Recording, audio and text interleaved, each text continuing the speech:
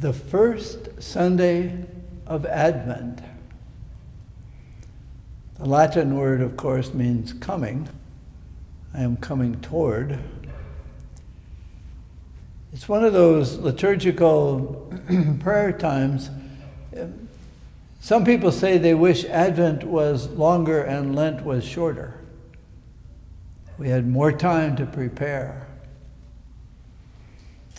Advent it's really a North American, or I shouldn't say North American, but Northern Hemisphere, rather,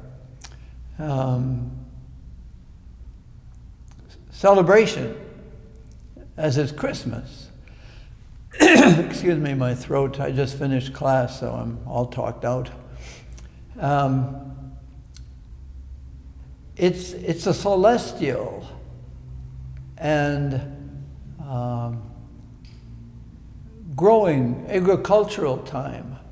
In North America, it's getting darker every day of Advent until the last 4 days.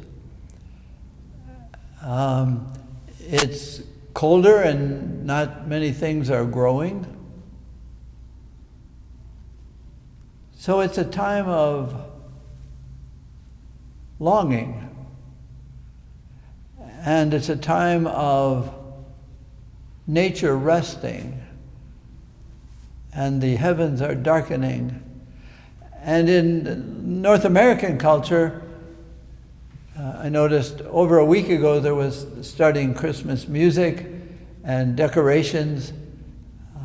Let's have not so much Advent, let's have fullness now. And then we have a gospel that says, watch. The human cry is, oh, that you would tear open the heavens and come down. At your presence, the mountains would melt. And we are preparing to watch. The other day I was walking on campus and got turned around, and I guess I looked pretty complex. And a freshman said, "Sir, what are you looking for?" And I turned to him and I said, "The meaning of life."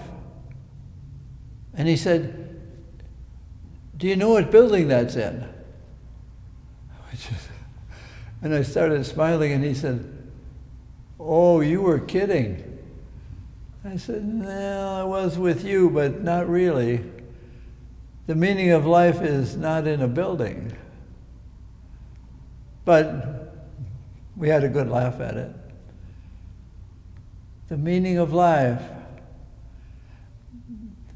Maybe it's a wonderful season because longing is such a gift. And we run away from longing. Let's fill it up. It should be immediately sedated. Longing. Wanting, which is such a good human, healthy desire, and we settle for temporary incompletions, diminished satisfactions. And Advent is a time of watch for how you can be empty enough to receive the meaning of life, the meaning of yourself, the meaning of today. Watch.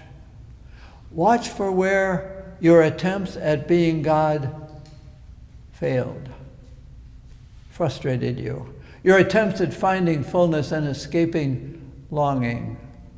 And maybe Advent is letting there be some darkness. Maybe some darkness that has one little light, a candle. Maybe. Maybe Advent is a time for just a little silence. To watch, who are you when you're not wild? When you're not sedated by the temporary? What is it to be silent? When is it to be wanting? and not having to have. Maybe that's Advent. And it takes time to get comfortable with darkness and get unaddicted to the clarity of light, to be seeking the meaning of life, my meaning, and the meaning of emptiness in our lives. What's the meaning of emptiness? What's the difference between emptiness and longing? Emptiness is the frustration of thinking that there ought to be fullness. No, it's to take some time these days to enjoy not knowing, not having, not seeing clearly, wondering. Watch for those opportunities, which are the invitations to the advent of the giving God, the living God. To be silent enough to know that I need to hear of goodness, of love, of light. To watch, not just with your eyes, but with your ears and your heart. Longing is a gift that we run from because we get addicted to the allurements of satisfaction, the frailty of satisfaction. Satisfaction is a satisfaction. You can't have it all. And so watch the experiences of the incomplete. Don't be angry at them. Don't run away from them. The incomplete of relationships, the incomplete of projects, the incomplete of plans. To watch with your heart and sit with them. Not watching for what you see, but watch for what you can't see.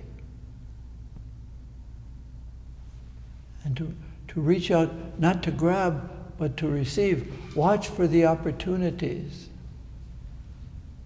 of emptiness that allows you to be more open to receive. So silence, emptiness, aloneness, darkness. The culture doesn't want us to indulge in those, but grace does. And our humanity does. Our humanity needs to be comfortable with what our humanity knows that it can't be satisfied. Though it longs for it, it wants it. But our spirit says no. Everything is an invitation to the beyond. And the beyond is tearing open the heavens. And we will celebrate how Father, your ancient name, you have come down to accompany us, not to complete us, but to accompany us in living for the search, for the meaning of life that is not in a building, it's beyond.